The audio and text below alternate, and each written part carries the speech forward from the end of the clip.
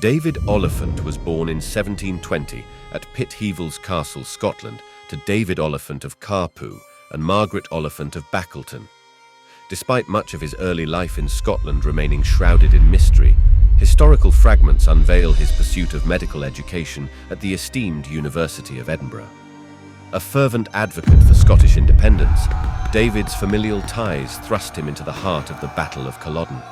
In the tumultuous aftermath of the conflict, the perilous environment for Scottish rebels necessitated David's escape to America between April 1746 and June 1747. Settling in Charleston, South Carolina, he established a thriving medical practice on Church Street amid a community teeming with Scottish exiles. Rising as a figure of influence, he assumed roles as a Justice of the Peace in 1765, later transitioning to Commissioner of Lands in 1770.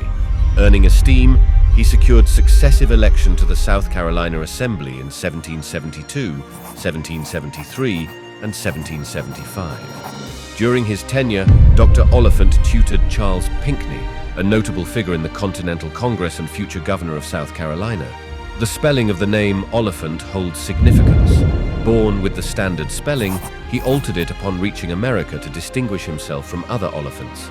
This change wasn't merely a matter of differentiation, it also severed association with a distant cousin and neighbor, James Olyphant of Kin Edda, a respected goldsmith in Charleston.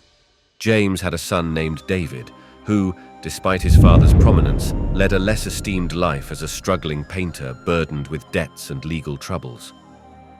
David's allegiance always followed the path to justice. His relocation to America ushered him into a new realm of allegiance, championing the American Revolution. On July 4, 1776, he assumed the mantle of Director General of the hospitals in the Southern Department. David embraced his medical expertise in service of the burgeoning American nation. The war marked him with captivity at the fall of Charleston in 1781, and was so poorly treated by the enemy that General Moultrie petitioned the invaders on his behalf. Released later that year, his resolve remained unyielding as he continued to serve Patriot forces through the Southern theater engagements until his honorable discharge in 1783. Subsequently, he returned to the political arena of South Carolina before relocating to Newport, Rhode Island. There, he married Anne Vernon, granddaughter to the governor of the state. In Rhode Island, the doctor was inducted to the Society of the Cincinnati, coinciding with the birth of his daughter, Anne. This fraternal society, established to honor the American Revolutionary War and the birth of the United States, primarily accepts descendants of Continental Army officers. Its significance lies in its commemoration of the nation's founding and the valor of those who fought for its independence. Esteemed by George Washington, the doctor was even considered for the position of collector for Rhode Island.